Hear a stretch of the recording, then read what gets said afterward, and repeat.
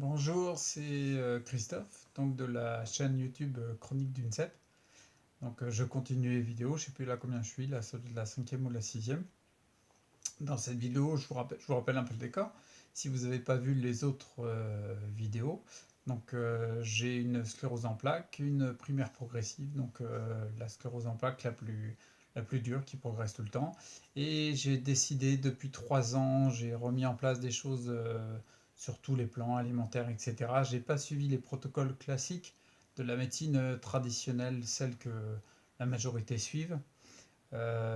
Donc j'ai commencé comme ça. Et là, depuis le 11 octobre, j'ai eu une poussée très très forte qui fait que je suis bloqué au lit, que je ne peux plus marcher, il y a plein de choses que je ne peux plus faire. Et j'ai décidé de mettre en application toutes les choses que j'ai apprises et de les livrer parce que je pense que c'est vraiment là qu'il y a quelque chose à faire pour toutes les maladies chroniques, notamment en général, et notamment la sclérose en plaques. Donc je sais que ça peut paraître déroutant, très, voire même bizarre. On va se dire, mais c'est un malade ce mec-là. Oui, en effet, je suis malade.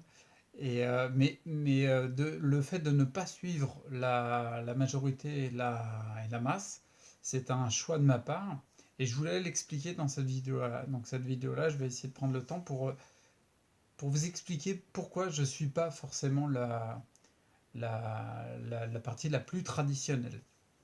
Même si c'est déroutant et même si ça peut paraître absurde, parce que majoritairement et collectivement, c'est pas ça qu'on a l'habitude de faire.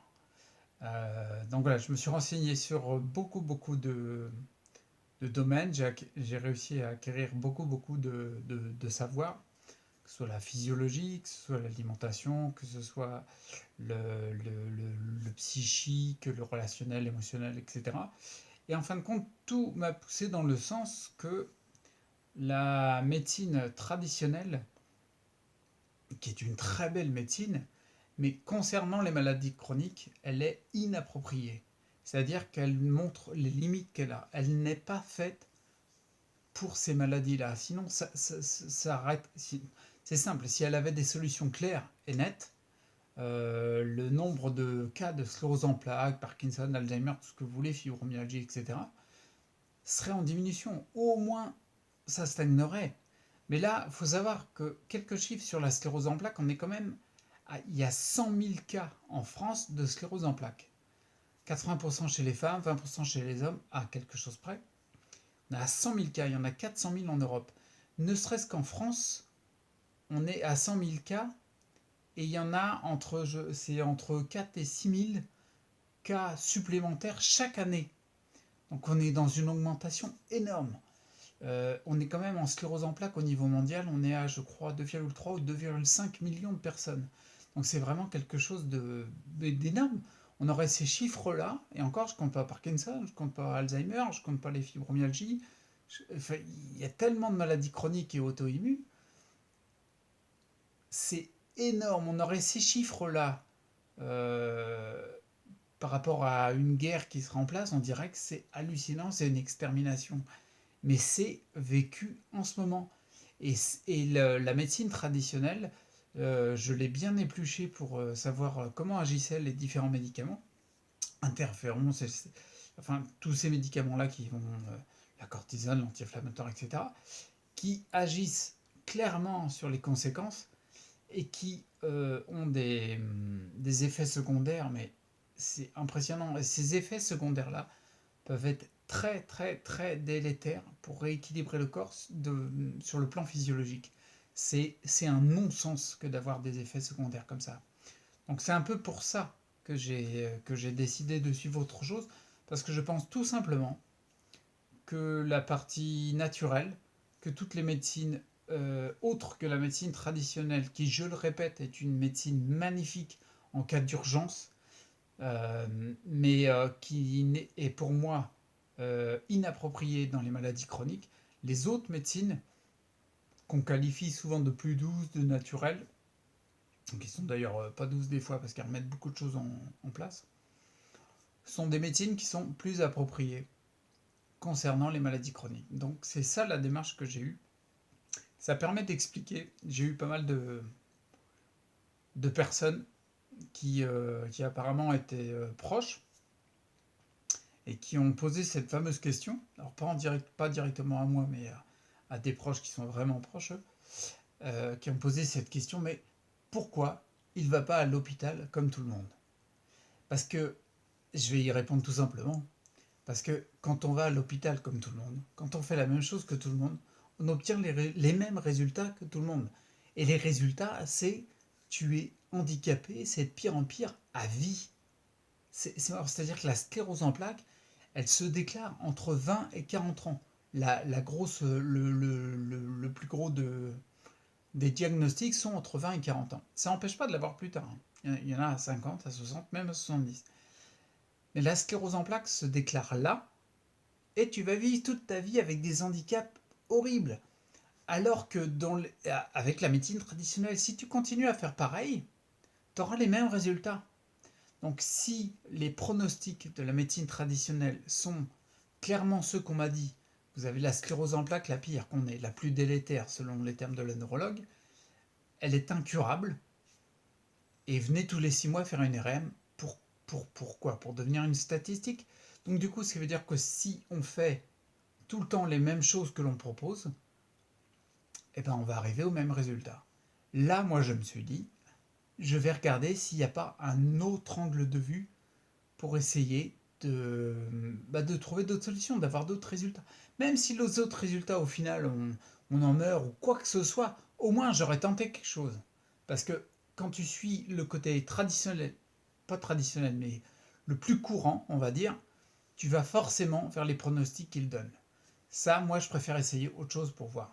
Donc ça me permet aussi de répondre à une autre fameuse interrogation, enfin une interrogation qu'on m'avait dit à un moment.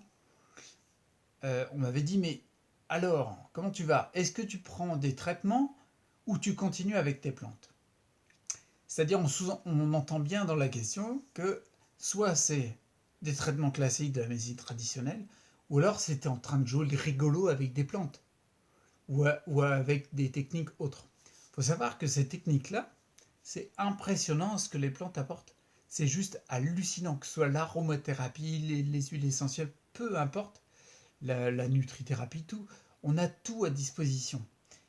Donc franchement, il serait intéressant d'avoir une ouverture d'esprit un petit peu plus large pour ne pas rester coincé dans les façons de penser d'aujourd'hui. Donc voilà, c'était juste une vidéo toute simple. Ouais, 7 minutes 48, je ne vais pas en dire trop longtemps. Donc voilà, la question, pourquoi il ne va pas à l'hôpital comme tout le monde? Eh bien c'est pour essayer de ne pas avoir les mêmes résultats que tout le monde. Parce que les résultats, ils ne sont pas très agréables. La question, est-ce que tu prends des traitements ou tu continues avec les plantes? Sachez que tout ce qu'on fait avec les plantes, les médecines autres que la médecine classique, c'est de la vraie médecine. C'est-à-dire qu'on vient vraiment agir dessus. Essayez, testez-le.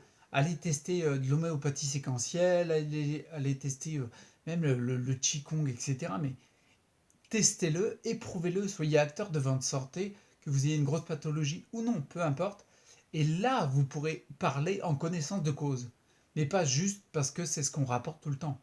Si on va sur un site très officiel qui va être pour promouvoir tout ce qui est médecine traditionnelle, médicamenteuse, tout va aller dans ce sens-là, parce que c'est l'objectif. L'objectif, c'est d'aller que dans ce sens-là.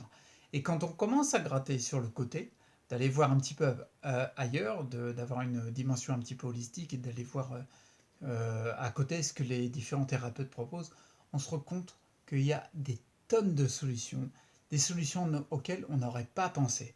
Mais n'oubliez pas, avant qu'on ait changé de vision des choses, on était persuadé que la Terre était plate. Donc quand on regarde toujours sous le même angle de vue, on voit toujours les choses de la même façon et on obtient toujours les mêmes résultats. Décalez-vous un peu et on va voir autre chose. Si la persuasion que la Terre était plate était restée, Christophe Colomb il n'aurait jamais découvert l'Amérique. Ça a ouvert le champ des possibles. Donc il y a un moment, si on reste buté à regarder tout le temps dans le même axe, c'est forcément qu'on aura toujours les mêmes résultats. Moi, les résultats qu'on m'a proposés, ils me disent pas. Bon, je vais arrêter un peu la vidéo parce que là, je sens que je suis fatigué, je commence à balbutier.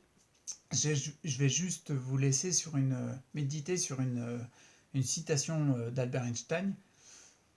qui disait tout simplement, parce que là ça paraît absurde de suivre, de prendre des plantes, des jus de légumes, de mettre de l'argile pour pouvoir sortir de là. Eh ben, l'avenir nous le dira, vous verrez dans les vidéos s'il y a des modifications. La citation d'Albert Einstein, elle est très simple, c'est en tentant l'absurde qu'on réalise l'impossible. Ok? Je vous laisse méditer là-dessus et je vous dis à bientôt. Ciao!